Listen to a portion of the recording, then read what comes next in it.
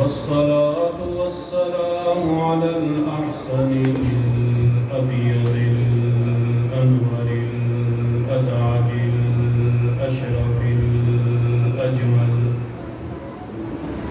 الأشرف الأجمل الأكمل الذي بشر به روح الله ووعظ له كليم الله ودعا له خليل الله وهو محبوب الرحمن وعين للأعيان سيدنا محمد المصطفى أحمد المجتبى شفيع المقام وعلي الأنام وعلى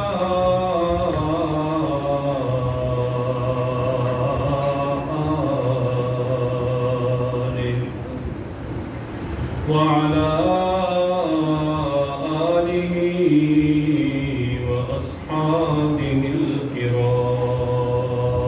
الكرام أما بعد فأعوذ بالله من الشيطان الرجيم بسم الله الرحمن الرحيم لقد من الله على المؤمنين إذ بعث فيهم رسولا من أنفسهم يتلو عليهم آياته ويزكيهم ويعلمهم الكتاب والحكمة وقال النبي صلى الله تبارك وتعالى عليه وسلم أدبوا أولادكم ثلاثة خصال حب نبيكم وحب أهل بيته وتلاوة القرآن صدق الله مولانا العظيم وصدق رسوله النبي الكريم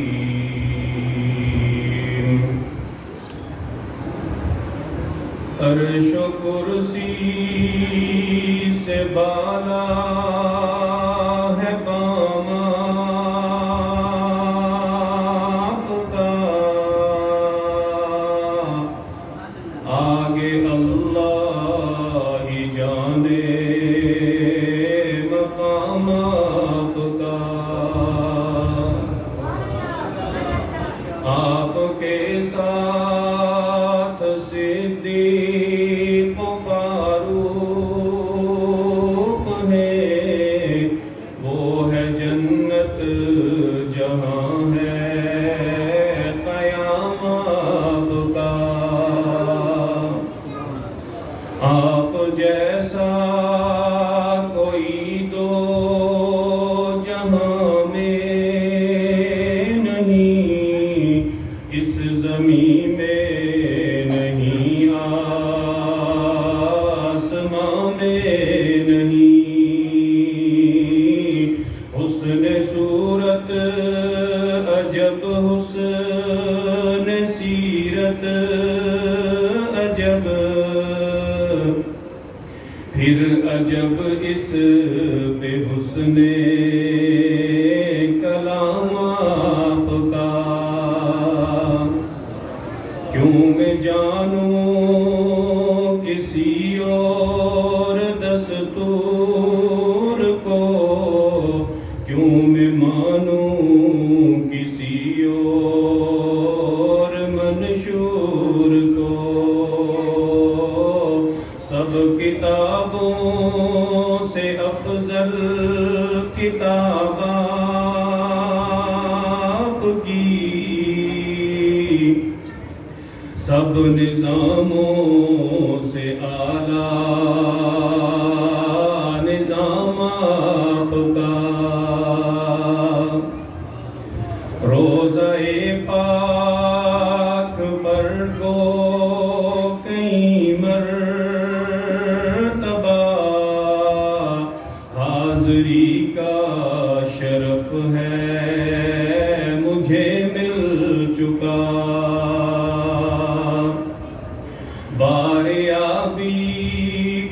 دل پھر سے بے چین ہے، جانے کب آئے گا اب پیام آپ کا، جانے کب آئے گا اب پیام آپ کا۔ میرے انتہائی واجب الاحترام میزبان مکرم حضرت مولانا مفتی الطاف الرحمان صاحب، آپ کی انتظامیہ اور آپ کے نمازی حضرات اور اہل علاقہ، سب سے پہلے تو میں مبارکباد پیش کروں گا ادارے کو، ادارے کے منتظمین اور اساتذہ کرام کو، کہ جن کی محنت سے آج اللہ رب العزت نے روئے زمین پر ایک اور حافظ قرآن کا اضافہ فرما دیا، اور اس کے ساتھ ساتھ حافظ قرآن بچے کے والدین اور تمام رشتہ داروں کو کہ ایک بچہ جو حافظ قرآن بھی ہے اور آل رسول بھی ہے، اور اللہ رب العزت نے آپ کو یہ موقع دیا کہ اگر یہ بچہ اپنے علم پر عامل رہا تو یقیناً یہ آپ سب کے لیے اور اپنے لیے باعث نجات بھی ہوگا اور باعث شفاعت بھی ہوگا۔ میرے بھائیوں اور عزیزوں، اولاد اللہ رب العزت کی نعمت ہے، تو جو ہے نا آپ کی، سن رہے ہیں نا، بجے سے ناراض تو نہیں ہے؟ رمضان میں آیا تھا، آج پھر کیوں آ گیا؟ 6-7 مہینے کا گیپ بھی اس نے لیا، پھر آ گیا، ناراض تو نہیں ہے نا؟ سنیں گے انشاءاللہ۔ اب تھوڑا سا اپنے چہرے میں اتنے ایسے تاثرات لائیں کہ آپ خوش ہیں میرے آنے سے۔ مجھے تو لگ رہا ہے کہ آپ کہتے ہیں یار ابھی آیا تھا ابھی پھر آ گیا، تو سنیں گے نا انشاءاللہ بات۔ تو الطاف صاحب نے آدھا گھنٹہ کا، انشاءاللہ آدھا گھنٹہ ہی بات ہوگی، تو آپ حضرات نے توجہ سے بات سننی ہے تاکہ میرے بولنے کا مقصد بھی پورا ہو جائے اور آپ کے بیٹھنے کا مقصد بھی پورا ہو جائے۔ اور سچی بات یہ ہے کہ میں اپنی گفتگو میں اضافی باتیں بھی نہیں کرتا، کثرہ نفسی بھی نہیں کرتا، اپنی بیماریاں بھی نہیں بیان کرتا، سفر کی تھکاوٹ بھی کبھی نہیں ذکر کرتا، بہت دور سے آیا ہوں ایسی بھی کوئی بات نہیں ہے، لیکن یہ بات ضرور ہے کہ وقت نہیں ہوتا۔ مولانا الطاف صاحب فون کرتے ہیں تو مجھ سے نہ نہیں ہوتی، ورنہ یقین جانیے یونیورسٹی کی، کالج کی، اپنے ادارے کی، مسجد کی اور دیگر بے شمار مصروفیات ہیں، ان سے وقت نکالنا آسان نہیں ہوتا۔ ہمارا یہ وقت قیمتی ہو جائے، میں کہوں مجھ پہ بھی اثر ہو، آپ کہیں، آپ سنیں، آپ سن کر اثر لے کے جائیں، تو توجہ رکھیں، ہمت انگوش رہیں، جیسے آپ کو دائیں بائیں کا کوئی پتہ نہیں ہے۔ اولاد اللہ کی کیا ہے بھائی؟ نعمت ہے، اور اللہ پاک اپنی نعمت کے بدلے میں قیمت نہیں مانگتے، 2 چیزیں مانگتے ہیں، ایک احساس نعمت اور ایک نعمت کا شکر۔ اور اللہ پاک کی ہر نعمت پہ جو اللہ رب العزت کا شکر ہے وہ اسی نعمت کے مطابق ہے۔ مثال کے طور پہ ایک چودھری صاحب، ایک راجہ صاحب کو اللہ رب العزت نے دنیا کی بہت ساری نعمتوں سے مالا مال کیا ہے، اور وہ اس نعمت پہ شکرانے کے طور پہ آ کے مسجد میں جھاڑو لگاتے ہیں، تو یہ شکریہ کافی نہیں ہے۔ ایک آدمی کی جیب میں کچھ نہیں ہے، وہ پھر بھی اللہ کا شکر ادا کرتا ہے کہ رب کریم مجھے مسلمان بنایا، وہ آ کے اپنے ہاتھوں سے مسجد کی صفائی کرتا ہے، اس کا یہ شکریہ تو قبول ہے، صاحب کا قبول نہیں ہے۔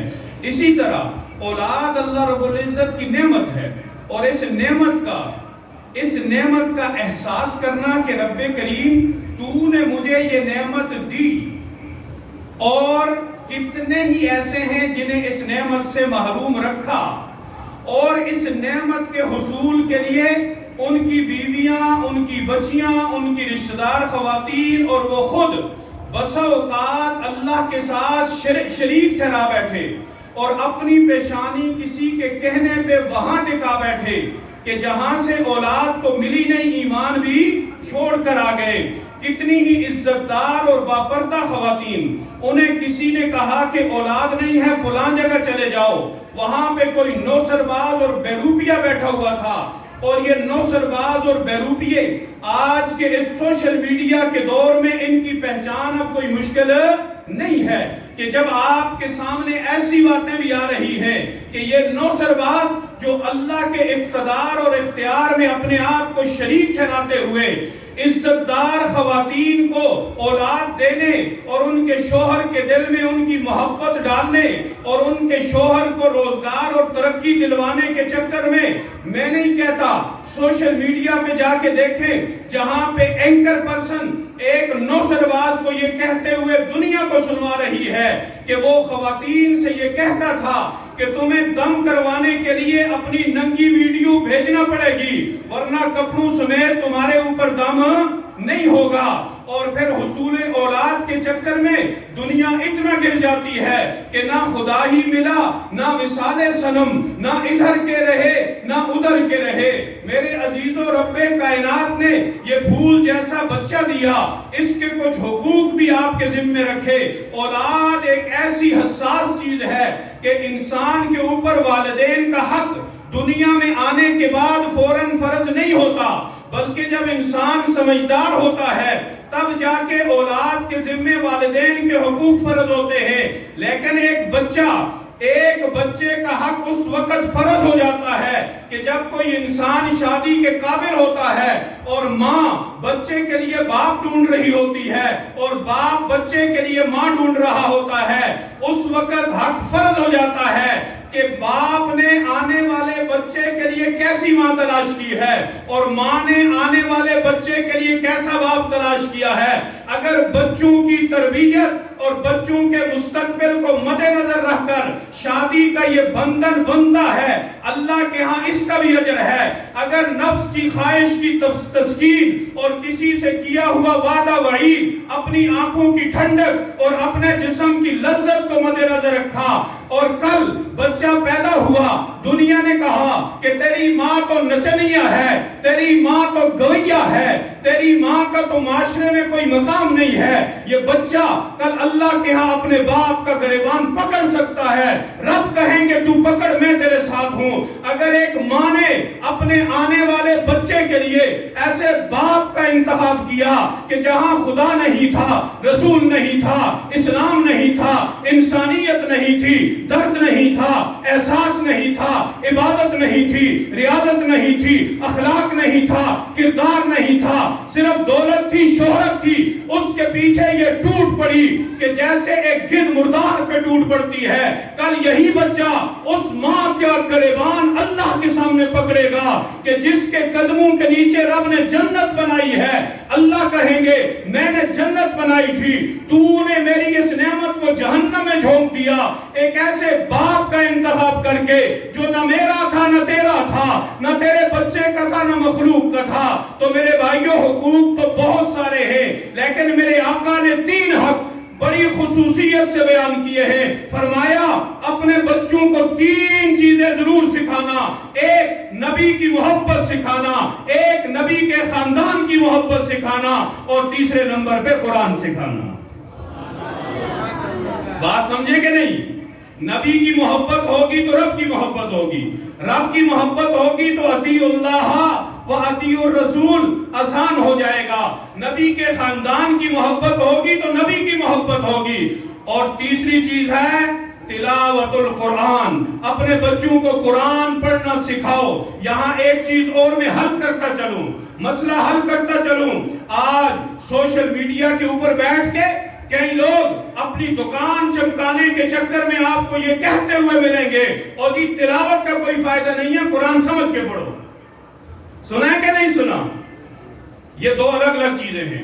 قرآن سمجھ کے پڑھنے سے دنیا کا کوئی مسلمان انکار نہیں کر سکتا، لیکن آپ قرآن سمجھانے کے چکر میں ایک غریب آدمی سے جسے قرآن فہمی کا موقع نہیں ملا، آپ اس سے تلاوت کا حق چھیننے والے کون ہوتے ہیں؟ جو یہ حق اسے نبی نے دیا ہے، یہ حق اسے رب نے دیا ہے، یہ حق اسے دین اسلام نے دیا ہے۔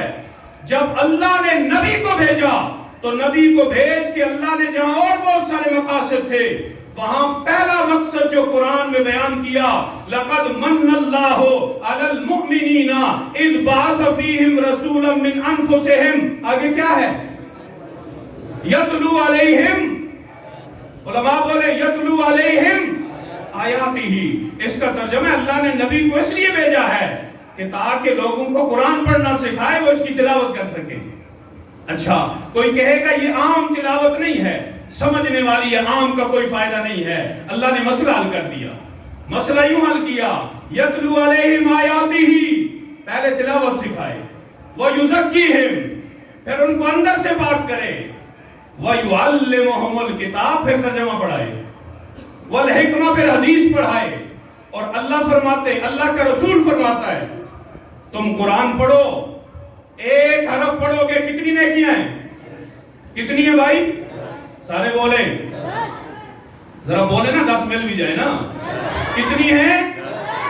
اچھا اب کسی کے ذہن میں یہ ہوگا کہ نہیں، سمجھ کے، سمجھے بغیر نہیں، میں کہتا ہوں کتنے ظالم ہیں جو اس قوم سے تلاوت قرآن کا حق چھین رہے ہیں۔ میرا یہ بوڑھا، میرا یہ بزرگ، میرا یہ نوجوان، یہ صبح اٹھتا ہے، نماز پڑھتا ہے، پھر اللہ کا قرآن کھولتا ہے، اپنی آنکھوں کو ٹھنڈا کرتا ہے، تو اس کے دل میں شک ڈال رہا ہے کہ میں کوئی فضول کام کر رہا ہوں، بڑی زبردست بات کہنے لگا ہوں، ایک حرف پہ 10 نیکیاں۔ اب کوئی کہے گا نہیں، حرف سے مراد لفظ ہے، اور لفظ جب تک سمجھ میں نہ آئے اس وقت تک نیکیاں نہیں ہیں۔ میرے آقا نے مسئلہ حل کر دیا، مثال ایسی دی کہ دنیا میں الٹے لٹک جاؤ کسی کو ترجمہ نہیں آئے گا۔ فرمایا الف لام میم، الف پہ 10 نیکیاں، لام پہ 10 نیکیاں، میم پہ 10 نیکیاں۔ اس کا ترجمہ کون کرے گا؟ مفسرین کہتے ہیں کہ یہ اللہ اور رسول کے درمیان راز ہے، اور اللہ اپنے رسول کا راز افشا نہیں کرتے۔ اللہ کے رسول نے بچوں کے جو 3 حقوق بتائے ہیں، ان میں تینوں کو ملا کے ایک بات سمجھ میں آتی ہے کہ جب رب نے تمہیں بچہ دیا، اس بچے کو اللہ کا تعارف کراؤ، اس بچے کو نبی کا تعارف کراؤ، اس بچے کو قرآن کا تعارف کراؤ۔ اگر یہ 3 کام تم نے کر لیے، قُوا أَنفُسَكُمْ وَأَهْلِيكُمْ نَارًا، کل اللہ پوچھیں گے اپنے آپ کو اور اپنے اہل و عیال کو جہنم کی آگ سے کیسے بچایا۔ آپ کہیں گے ربا میرے علاقے میں ریاض الجنہ نام سے ایک ادارہ بنا، بظاہر تو وہ چھوٹا سا تھا، لیکن اس ادارے کے اندر تیری پہچان کروائی جاتی تھی، تیرے نبی کی محبت سکھائی جاتی تھی، اور قرآن کی تلاوت سکھائی جاتی تھی۔ اللہ میں نے اپنا بچہ ان 3 کاموں کے لیے وہاں پہ داخل کروایا، پھر میرا بچہ جس دن قرآن مکمل کر چکا، ادارہ خوش تھا، اہل محلہ خوش تھے، میرے بیوی بچے خوش تھے، میرے رشتہ دار خوش تھے، اور ربا جب یہ سارے خوش تھے تو میں نے یقین کر لیا جب مخلوق راضی ہے تو خالق بھی راضی ہے۔ اللہ نے یہ نعمت دی ہے اولاد کی، اور اللہ نے اس کی تربیت کا پوچھنا ہے کہ اپنے بچے کو پیسے کمانے کی مشین بنایا کہ اللہ کا تعارف کرایا، اپنے نبی کو اپنے بچے کو پیسے کمانے کی مشین بنایا کہ اپنے نبی کا تعارف کرایا، اپنے بچے کو آکسفورڈ سلیبس پڑھایا یا رب کا قرآن پڑھایا۔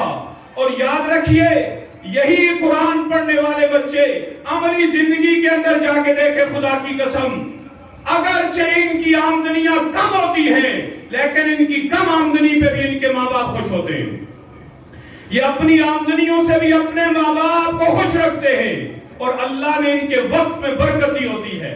اور یہ وقت دے کے بھی آج کے اس دور میں کہ جب دنیا اولاد کی جگہ کتوں کو اڈاپٹ کر رہی ہے، جو دنیا کے بڑے بڑے گرو گھنٹالے، وہاں پہ لوگ اپنی تنہائیوں کو دور کرنے کے لیے کتوں کو پال رہے ہیں کہ اولاد پیسوں کی مشین ہے، وہ جمع تفریق کر کے ماں باپ کے لیے وقت نکالتی ہے کہ جتنا وقت ماں کو دوں گا اتنا اگر انٹرنیٹ پہ بیٹھوں گا اتنی ارننگ ہوگی، باپ کو دوں گا اتنا پیسہ ضائع ہوگا۔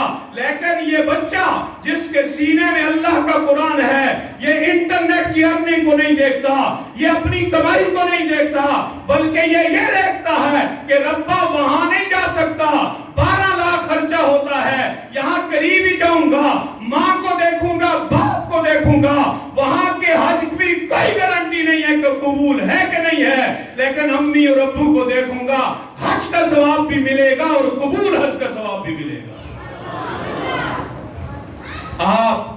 اپنے ارد گرد دیکھ لیں، بڑے بڑے لوگ، میں نہیں کہتا خدا نہ خواستہ انہوں نے حرام کی کمائیاں کی، حلال کمایا، اپنے بچوں کو حلال کھلایا، لیکن دنیا میں اتنا دسا دیا کہ 5 5 6 6 اولادیں، لیکن یہاں ماں باپ اکیلے فوت ہوتے ہیں، اور ماں باپ کے اوپر اولاد صرف اتنا احسان کرتی ہے۔ ناراض نہیں ہونا، یہ ایک فیکٹ ہے، یہ ایک حقیقت ہے کہ ماں باپ کے اوپر سمندر پار بیٹھی ہوئی اولاد جب دین کی سمجھ نہیں رکھتی اتنا احسان کرتی ہے کہ میرے ابے کو میرے آنے تک دفن نہ کرنا، اور وہ ابا فریج میں چلا جاتا ہے اور اس کی وہاں سے اکڑی ہوئی لاش نکلتی ہے، بھائی اللہ کا حکم ہے، فوت ہو گیا دفن کر دو، لیکن شریعت کا پتہ نہ ہونے کی وجہ سے اس جسم کو، جس نے روح کو اٹھا کے رکھا، جو تیرا باپ اور تیری ماں بننے کا اللہ نے جسے اعزاز دیا، تو اپنی وجہ سے اسے کولڈ سٹور کے اندر رکھواتا ہے، فریج کے اندر رکھواتا ہے، سرد خانے میں رکھواتا ہے، یہ ایک حقیقت ہے۔ لیکن ایک دیندار، ایک سمجھدار کہتا ہے ابا جی تو جدا ہو گئے، اماں جی تو چلی گئی، میرے ابا جی بڑے اللہ والے تھے، میری امی جی بڑی نیک خاتون تھی، انہیں رب کے پاس پہنچانے میں دیر نہ کرنا، میں آ کے مٹی کو دیکھوں گا اور اپنی آنکھوں کو ٹھنڈا کر دوں گا۔ اس لیے میرے بھائیوں اور عزیزوں، کوئی بھی آدمی کتنا بھی کیوں نہ پڑھ لے، وہ اس حقیقت سے انکار نہیں کر سکتا کہ قرآن کا علم سب سے اعلیٰ علم ہے۔ قرآن سب سے، قرآن کیا ہے بھائی؟ بولیے، قرآن سب سے، قرآن سب سے، قرآن کا علم سب سے اعلیٰ۔ تو جب قرآن اعلیٰ، قرآن کا علم سب سے اعلیٰ، تو پھر اعلیٰ تعلیم یافتہ کون ہوا؟ اعلیٰ تعلیم یافتہ پھر کون ہوا؟ پی ایچ ڈی والا، ایم فل والا، فزکس کیمسٹری بایولوجی والا نہیں، اعلیٰ تعلیم یافتہ وہ ہوا جس کے پاس اعلیٰ علم ہے، اور اعلیٰ علم کیا ہے؟ اللہ کا قرآن ہے۔ اپنے بچوں کو قرآن سکھائیے، اور اس کے ساتھ ساتھ اپنے بچوں کو اللہ کا تعارف یوں کروائیے کہ جیسے ایک چھوٹا سا بچہ ماں نے مدرسے کے اندر داخل کیا، بچہ مدرسے گیا، مدرسے سے واپس آیا، اماں سے کہا اماں بہت تھک گیا ہوں، دن کو کچھ کھانے کے لیے نہیں ملا، بھوک لگی ہوئی ہے۔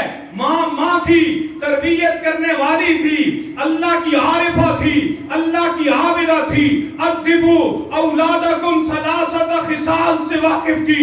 اس نے بچے کو ایک سمپل سی بات کی، کہا کہ بچہ یاد رکھنا تیرے کھانے کی ذمہ داری میری نہیں ہے، بلکہ اس ذات کی ہے جس نے تجھے عدم سے وجود دیا، جس نے تجھے پیدا کیا، جو تجھے بڑا کر رہا ہے، جو تجھے سانس کی صورت میں زندگی دے رہا ہے۔ کھانا میں نہیں دیتی، یاد رکھ، کھانا اماں نہیں دیتی، کھانا کون دیتا ہے؟ کون دیتا ہے؟ بولیے، کون دیتا ہے؟ اللہ۔ اب ماں نے تربیت شروع کر دی کہ ظاہر ہے اللہ پاک نے پکا کے پلیٹ تو نہیں بھیجنی، لیکن بچے کے دل میں اللہ کی محبت ڈالنی تھی، تو ماں نے ایک الماری کے اندر کھانا لا کے رکھ دیا اور بچے سے کہا کہ بیٹا آج تو میں دے رہی ہوں، لیکن کل تو نے مدرسے سے آنا ہے، آ کے مصلی بچھانا ہے، 2 رکعت نفل پڑھنے ہیں، اور پھر کہنا ہے اے میرے اللہ میں تیرا قرآن پڑھنے گیا تھا، قرآن پڑھ کے میرا جسم تھک گیا ہے، مجھے بھوک لگی ہے، ماں کے پاس گیا تھا، اس نے کہا کہ کھانا اماں نہیں دیتی، کون دیتا ہے؟ اونچی آواز سے بولیے، کون دیتا ہے؟ آج آپ بولیں گے میں کم بولوں گا، کون دیتا ہے؟ یہ ہے عقیدہ، اور بڑے بولے، عقیدے کو مضبوط کریں کہ لین دین کس کے ساتھ ہونا چاہیے؟ اللہ کے ساتھ ہونا چاہیے، اللہ کے علاوہ لینے دینے پہ کوئی قادر نہیں ہے۔ تو ماں نے کہا کہ بچے نے کہا اللہ، ماں نے تو صاف انکار کر دیا، اور ماں نے تیری طرف ریفر کیا ہے، ماں نے کہا ہے کہ بیٹا آنا اور کھانا اپنے اللہ سے مانگنا، اللہ میرے یہ ننھے معصوم ہاتھ تو اس سے کھانا مانگ رہے ہیں، مجھے کھانا دے دے، چہرے پہ ہاتھ پھیرے، گھوما، کہا کہ اماں جی کدھر سے کھانا آئے گا؟ اماں نے کہا گھر میں تلاش کرو، بچہ تلاش کرتا رہا، اچانک ایک الماری کھولی، وہاں پہ ماں نے کھانا بنا کے رکھا ہوا تھا، بچے نے کھانا اٹھایا اور کیا کہا؟ اماں اللہ نے کھانا دے دیا ہے، اور وہ اس کچی تختی پہ لکھا گیا، نقش ہو گیا، اب بچہ آتا ہے ماں ہے یا نہیں ہے, 2 نفل پڑھتا ہے, اللہ سے کہتا ہے اللہ کھانا دے دے, پھر تلاش کرتا ہے, گھر کے کسی کونے سے کھانا مل جاتا ہے, وہ کھاتا ہے, اللہ کا شکر ادا کرتا ہے, اللہ کی شان. ایک دن ماں کہیں چلی گئی, آنے میں دیر ہو گئی, بچے کے آنے کا وقت ہو گیا.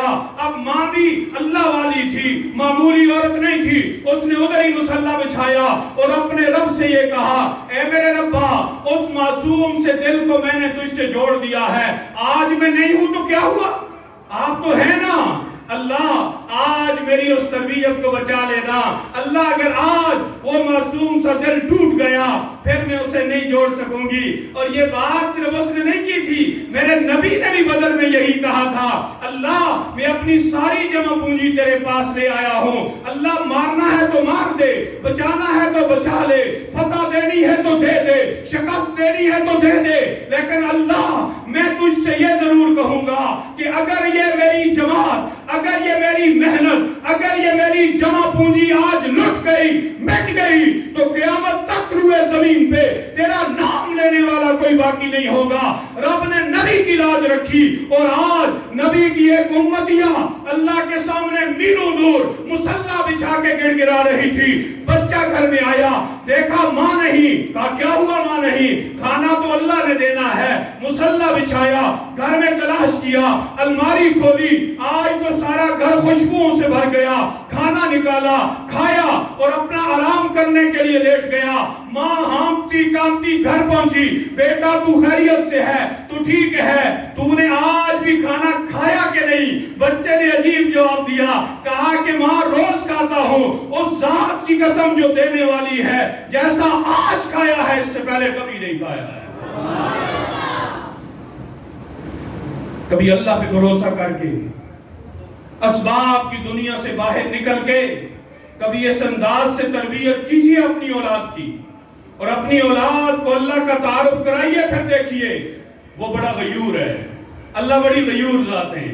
اللہ پاک امید والوں کو نا امید نہیں کرتے, اللہ پاک کسی کو مایوس نہیں کرتے. اور یاد رکھیے ہمارا مذہب یہ کہتا ہے کہ مایوسی کفر ہے, اور قرآن یہ کہتا ہے کہ نبی مایوس ہو گئے, حَتَّى إِذَا اسْتَيْأَسَ الرُّسُلُ, نبی مایوس ہو گئے, وَظَنُّوا أَنَّهُمْ قَدْ كُذِبُوا, اور انہیں یقین ہو گیا کہ ہمارا انکار کر دیا گیا. حَتَّى جَاءَ نَصْرُنَا, یاد رکھیے نبی مایوس ہوئے, اللہ سے نہیں ہوئے, لوگوں سے ہوئے. اور مایوسی بھی وہ کفر ہے جو اللہ سے ہو. بندہ بندے سے مایوس ہو جائے اسے کفر نہیں کہتے, بندہ تو ہے ہی محدود, یہ تو ہے ہی اس قابل کہ اس سے ہمیشہ مایوس رہا جائے. اور جس ذات سے مایوس نہیں ہونا, اگر اس سے کوئی ہو جائے تو یہ کفر ہے. میں عرض کر رہا تھا, ایسی مائیں ہمارے نوجوان رشتہ تلاش کرتے ہوئے یہ چیز مد نظر رکھیں کہ میں نے اپنے آنے والے بچوں کو ایک ایسی ماں دینی ہے کہ جس ماں پہ میرا بچہ فخر کرے, اور ماں ایسا باپ تلاش کرے کہ جس پہ میرے آنے والی اولاد فخر کرے. میں گزارا کر لوں گی, میں نبھا لوں گی اگر میرے دل کی پسند نہیں ہے, میں نبھا لوں گا اگر پسند نہیں ہے. اگر میری آنے والی اولاد کی عزت ہے تو میری اس میں عزت ہے, کیونکہ اولاد کا حق یہ ہے کہ اسے اچھی ماں دی جائے, اسے اچھا باپ دیا جائے. اور اچھی ماں اور اچھی باپ کے گھر, اچھے باپ کے گھر میں وہ بچے پیدا ہوتے ہیں کہ جب ڈاکو کے نرغے میں آ جائیں اور ڈاکو سارے قافلے کو لوٹ لیں, ایک چھوٹے سے بچے کو نظر انداز کر کے صرف دیکھنے کے لیے ہاتھ مارے, ہاں بتا تیرے پاس کیا ہے, تو بچہ کہے سونے کے سکے, ڈاکو جیب تلاش کرے نہ ملے, پھر پوچھے کیا ہے, سونے کے سکے, سونے کے سکے میرے پاس ہیں. ڈاکو غصے میں ہو کر گھسیٹ کر اپنے سردار کے پاس لے جائے اور کہے جھوٹ بولتا ہے, مذاق کرتا ہے ہمارے ساتھ, ٹھٹا کرتا ہے, بچہ دیکھو سونے کے سکے دیکھو. اور وہ تربیت یافتہ بچہ ڈاکو کی آنکھوں میں آنکھیں ڈال کے کہے بھائی جان دے سکتا ہوں لیکن جھوٹ نہیں بول سکتا. ڈاکو یہ لفظ سن کے ہل جائے اور کہ تو جھوٹ نہیں بولتا, کہاں ہیں سونے کے سکے, یہ اندر سلے ہوئے ہیں, جیب میں نہیں ہے, جیب کے اندر جہاں تمہیں پتہ نہ چلے. ارے وہ بچے تیرے پیسے تو بچ گئے تھے, تو نے کیوں اپنا نقصان کرایا. تو وہ بچہ کہے کہ میں نے کہہ دیا تھا کہ پیسے ہیں، اب جان چلی جاتی تو چلی جاتی، لیکن میں جھوٹ نہیں بول سکتا۔ ارے کیوں نہیں جھوٹ بول سکتا؟ تیری تو عمر ہی ابھی چھوٹی ہے، تو سچ بولے جھوٹ بولے، تجھ سے کسی نے نہیں پوچھنا۔ وہ ایک لفظ کہے کہ ماں نے منع کیا ہے، ماں نے منع کیا ہے کہ بیٹا جان دینی پڑے تو دے دینا، لیکن کبھی جھوٹ نہیں بولنا۔ بچے کا یہ پر تاثیر جملہ ڈاکو میں ہلچل مچا دے، سوچنے میں مجبور کر دے، اور وہ سارا قافلہ بچ جائے، اس کا مال بھی واپس آ جائے، اور صدق پر مشتمل اندر سے نکلا ہوا ایک تربیت یافتہ بچے کا جملہ پورے ڈاکو کی ہدایت کا ذریعہ بن جائے۔ ہمیں ایسی نسل کی ضرورت ہے، ہمیں ایسے بچوں کی ضرورت ہے۔ اور یاد رکھیے، میرے آقا کریم صلی اللہ علیہ وسلم نے اپنے بچے جو لڑکے تھے وہ تربیت کی عمر سے پہلے فوت ہو گئے، اپنی 4 صاحبزادیوں کی تربیت کی، بڑی تربیت کی۔ ایک مثال دیتا ہوں، اماں فاطمہ ہاتھوں کی بھوریاں دکھانے آئی، جسم پہ پڑے ہوئے رسی کے وہ نشان جو مشکیزہ اٹھانے کی وجہ سے لختے جگر رسول کے جسم پہ پڑے ہوئے تھے، اور ایسے وقت میں آئی کہ جب مال غنیمت سے مسجد نبوی بھری ہوئی تھی، ایسے وقت میں آئی کہ جب مال غنیمت سے مسلمانوں کا خزانہ بھرا ہوا تھا، ایسے وقت میں آئی کہ جب لوگوں کے گھروں میں کام کرنے والوں کے آگے غلاموں اور لونڈیوں کی صورت میں 2-4 ملازم تھے، نبی کی لختے جگر آئی اور آ کے کہا ابا جی سب کو دے رہے ہیں، فلاں لے گیا، فلاں لے گیا، فلاں لے گیا، ابا جی یہ دیکھیے میرے ہاتھوں کی سختی، یہ دیکھیے میرے جسم پہ پڑے ہوئے نشانات، ابا جی زیادہ نہیں، ایک خادمہ دے دیجئے کہ میں بھی تھوڑا سا آرام کر لیا کروں۔ تو میرے آقا نے کہا کہ بیٹی آپشن دیتا ہوں، خادمہ لینی ہے کہ جنت لینی ہے؟ خادمہ لینی ہے کہ جنت کی چابی لینی ہے؟ بڑا مشکل ہے یہ جملہ، بہت مشکل۔ اور حضور کو یہ بیٹی عام پیار نہیں تھا جیسے ہم کہتے ہیں ہمیں پیار ہے۔ بیٹی کے لیے اٹھ جانا، بیٹی کے لیے اپنی چادر بچھانا، اور بیٹیوں کا احترام اماں فاطمہ کو مثال بنا کے دنیا کو بتانا، اور اماں فاطمہ کی وجہ سے دنیا کو بیٹیوں کا مقام بتانا۔ اور اس بیٹی سے کیا کہہ رہے ہیں؟ بیٹی جنت کی کنجی دے دوں کہ لونڈی دے دوں؟ ابا جی جیسے آپ مناسب سمجھیں۔ ابا جی نے کہا بیٹی جا، پھر لے جا 33 بار سبحان اللہ، 33 بار الحمدللہ، 34 بار اللہ اکبر، یہ تیرے لیے ہزاروں غلاموں اور لونڈیوں سے بہتر ہے۔ تربیت یافتہ اولاد نے لونڈی کا مطالبہ نہیں کیا۔ وَمَا آتَاكُمُ الرَّسُولُ فَخُذُوا وَمَا نَهَاكُمْ عَنْهُ فَانْتَهُوا۔ لے گئی۔ آج دنیا فاطمہ کو جانتی ہے۔ اگر وہ لونڈی آ جاتی، اس لونڈی کا نام شاید ہوتا، لیکن امت کو سبحان اللہ اور الحمدللہ نہ ملتے، امت کو تسبیحات فاطمی نہ ملتی۔ اور اپنے نواسوں کی تربیت کیسی کمال کی۔ ایک دیہاتی صحابی آئے، اور یاد رکھیں ایک لفظ ٹھیک کر دوں، اگر آپ کو پتا ہے کہ آنے والے صحابی ہیں، کبھی بدو کا لفظ استعمال نہ کریں۔ ایک بدو آیا، بھائی کیوں بدو آیا؟ اللہ کہتے ہیں رضی اللہ عنہ، آپ کہتے ہیں بدو آیا۔ اگر وہ کافر ہے تو بدو ہے، اگر وہ مسلمان ہے تو وہ بدو وہ کیا ہے؟ رضی اللہ عنہم ورضوا عنہ۔ یاد رکھیے غلطی ہے بہت بڑی، اور بڑے بدو آیا۔ کہاں سے بدو آیا؟ اللہ کہتے ہیں رضی اللہ عنہم، آپ کہتے ہیں بدو آیا۔ اللہ کہتے ہیں حضور کے چہرے پہ جس نے ایمان کی حالت میں ایک نظر ڈالی، تیری زندگی کی ساری نیکیاں ایک طرف، اس کی نگاہ مصطفیٰ ایک طرف، تیری نیکیاں اس کی نگاہ کا مقابلہ نہیں کر سکتی، کبھی بدو نہ کہنا۔ اور ایک صحابی رسول مسلمان ہو گئے، زمانہ کفر میں حکایتاً بھی کبھی نام تو کے ساتھ نہ لینا۔ ابو سفیان آیا، بھائی کیوں آیا؟ کیا وہ مسلمان نہیں ہوئے؟ حضرت عمر بھی تو مسلمان نہیں تھے پہلے، کبھی کہا ہے کہ عمر آئے؟ یہ انجیکشن ہے جو اغیار نے لگایا ہوا ہے اس خاندان رسول اور نبی کے سسر، اور اس کے خاندان سے جو الرجک ہے نا، یہ وہاں سے انجیکشن لگاتے ہیں کہ پہلے ان کی توہین، پھر ان کے بیٹے کی توہین، پھر توہین چلتی جائے، پھر سارے خاندان میں پہنچ جائیں۔ جناب ابو سفیان کا نام بھی کبھی تو کر کے نہ لینا، ہم نے خود رستے دیے تو 2 ٹکے کے پادری آ کے بکواس کر کے چلے جاتے ہیں، رستہ ہم نے خود دیا ہے۔ ہم اپنے متبرکات کا اتنا احترام کریں کہ دنیا احترام کرنے پہ مجبور ہو جائے، ہم جن کا احترام کرتے ہیں ایسے کریں کہ دنیا نہ چاہتے ہوئے بھی سر تسلیم خم کر لیں۔ تو یاد رکھنا بدو کا لفظ استعمال نہیں کرنا، اگر یقین ہے کہ یہ صحابی رسول ہے، اگر کوئی کافر ہے تو کافر ہے۔ اور کسی صحابی رسول جو مسلمان ہو چکے حکایتاً بھی کبھی تو نہ کہو، جنہیں خدا کہے میں ان سے راضی، یہ مجھ سے راضی، ہم کس کھیت کی مولی ہیں؟ میں اور آپ اللہ سے ہر دعا میں مانگتے ہیں یا اللہ مجھ سے راضی ہو جا، یا اللہ مجھ سے راضی ہو جا، یا اللہ مجھ سے راضی ہو جا۔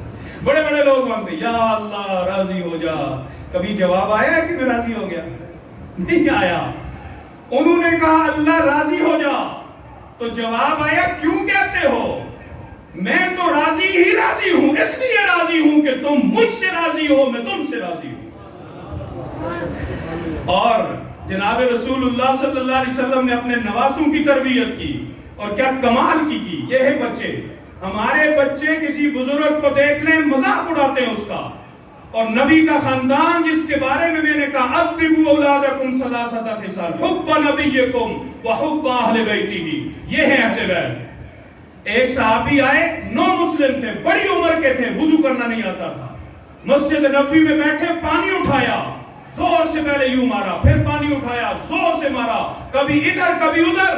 حضرات حسنین کھیل رہے تھے، بھائیوں نے ایک دوسرے کو دیکھا، اگر غیر تربیت یافتہ بچے ہوتے ہنستے اور کہتے عمر دیکھو، اور وضو کرنا نہیں آتا، لیکن یہ حضور کے تربیت یافتہ تھے۔ دو بھائیوں نے، ایک کی عمر 6 سال، ایک کی 7 سال، کھیلنے کی عمر ہے، اور مسجد نبوی میں ایک صحابی رسول، 9 مسلم ہے، وضو کرنے کا طریقہ نہیں آتا، تو ایک بھائی نے دوسرے سے کہا آؤ بابا جی کو وضو سکھاتے ہیں، لیکن ایسے سکھاتے ہیں کہ ان کی انسلٹ نہ ہو، ان کی عزت نفس مجروح نہ ہو، انہیں پریشانی نہ ہو، ان کی توہین نہ ہو۔ تو بھیا کیسے سکھائیں گے؟ فرمایا ایسے سکھائیں گے کہ تو ادھر بیٹھ جا، میں ادھر بیٹھ جاؤں گا، میں آپ سے پوچھوں گا کہ حسن یہ بتائیے کہ وضو کیسے کیا جاتا ہے، میں وضو شروع کروں گا، جان بوجھ کے غلطیاں کروں گا، آپ غلطیاں ٹھیک کرتے جانا، میں شروع سے آخر تک وضو کروں گا، آپ ٹھیک کرتے جانا، مجھے بتاتے جانا، بابا جی کی عزت بھی بچ جائے گی، وضو بھی سیکھ لیں گے۔ اور جب بڑے ہوئے ہلکی سی ناراضگی ہوئی، حضرات حسنین میں ناراضگی ہوئی، اور جو میرے آقا کے گھر کے تربیت یافتہ تھے، ایک بھائی نے دوسرے کو خط لکھا، حضرت حسن نے حضرت حسین کو خط لکھا، حسین تو چھوٹا ہے، تیرا فرض بنتا ہے کہ تو میرے پاس آ اور آ کے ناراضگی ختم کر۔ میرے نانا نے کہا ہے کہ 3 دن سے زیادہ جو ناراض رہے گا جنت میں داخل نہیں ہوگا، جلدی کر۔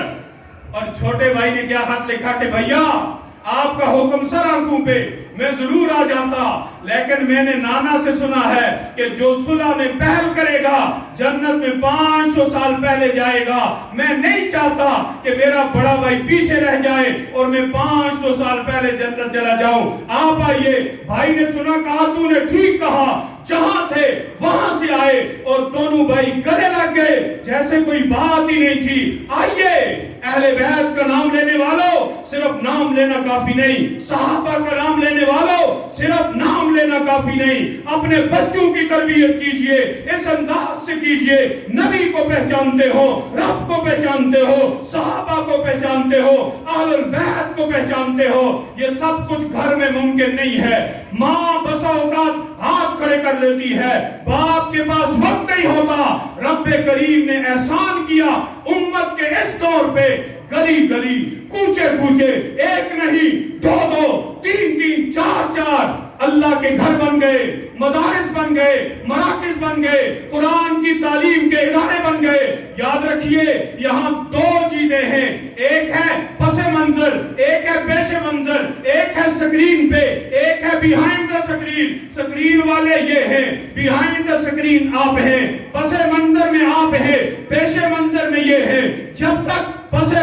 والے اپنا حق ادا نہیں کریں گے، جب تک بیہائنڈ دا سین والے اپنا حق ادا نہیں کریں گے، یہ منظر والے کچھ نہیں کر سکتے۔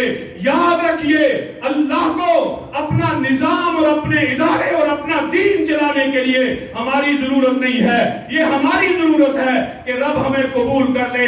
اتنا زبردست علاقہ، اتنے بڑے بڑے گھر، اتنے اچھے لوگ، دین سے اتنی محبت کہ مسجد میں جگہ نہیں ملتی، اور آئیے نا اللہ سے اور اللہ کے دین سے ایک اور محبت کا اظہار کریں کہ یہ مسجد جتنی چوڑی ہے ایسے اتنی لمبی بھی ہو جائے، اتنی لمبی بھی ہو جائے، اور جو آنے والوں کو آپ اٹھ کے رستہ دیتے ہیں، حضرت فون کرے، حضرت لوگوں کو فون کرے، دائیں بائیں کہیں اور کہیں کہ لوگوں کو بھیجو، ہماری مسجد میں جگہ زیادہ ہے، تاکہ مجمع پورا ہو جائے، یہ پریشانیاں ختم ہو جائے۔ میں ایک مسجد میں گیا، ایک سال، دوسرے سال، ماشاءاللہ بڑے لوگ رہتے تھے وہاں، اور مسجد ایسے بنی ہوئی لمبی، اور اس میں سب یہاں سے او فیصل مسجد جتنی، اور 4-5 صفحے بیان ہوتا، کوئی وہ بیٹھا ہے، کوئی یہ بیٹھا ہے، اور مسجد کا نام خلفائے راشدین۔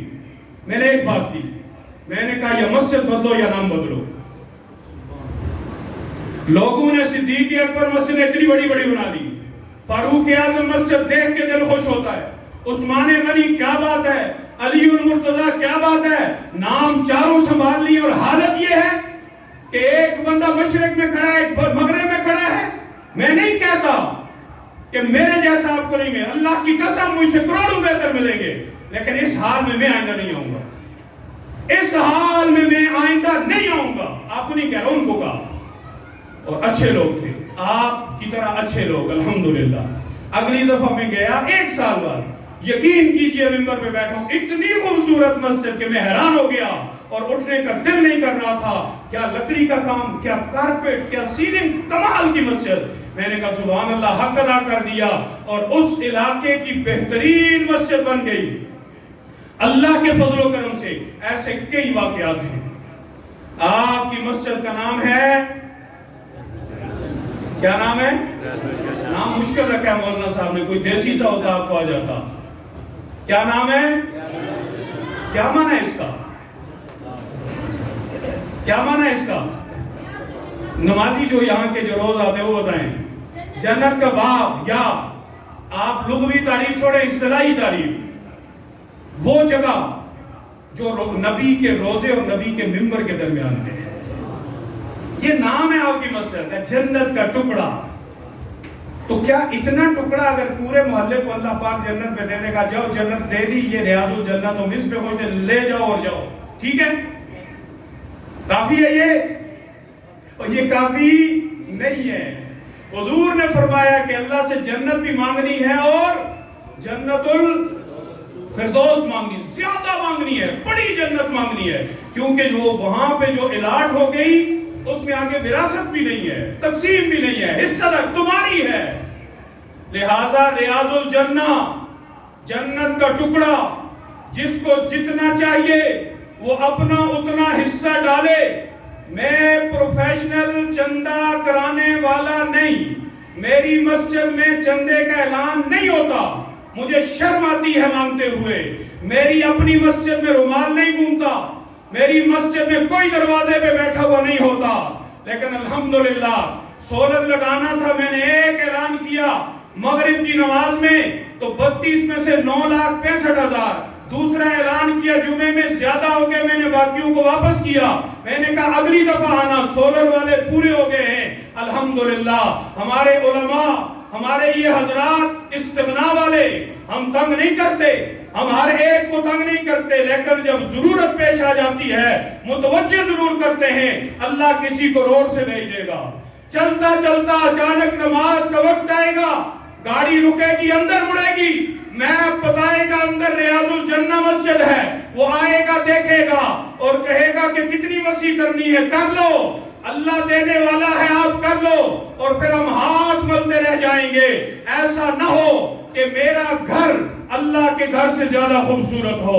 اللہ کا گھر سب کی عزت ہے، میرا گھر میری عزت ہے، میرے گھر میں میرے جاننے والے نے آنا ہے، اللہ کے گھر میں ہر ایک نے آنا ہے۔ آئیے رب کا گھر رب کے شایان شان اس طرح بنائیے کہ جیسے پنجاب اور سرحد کے دیہاتوں میں چلے جائیں، کچے گھروں کے اندر سفید مسجد میلوں دور سے نظر آتی ہے، اس میں حسن انتظام دور سے نظر آتا ہے،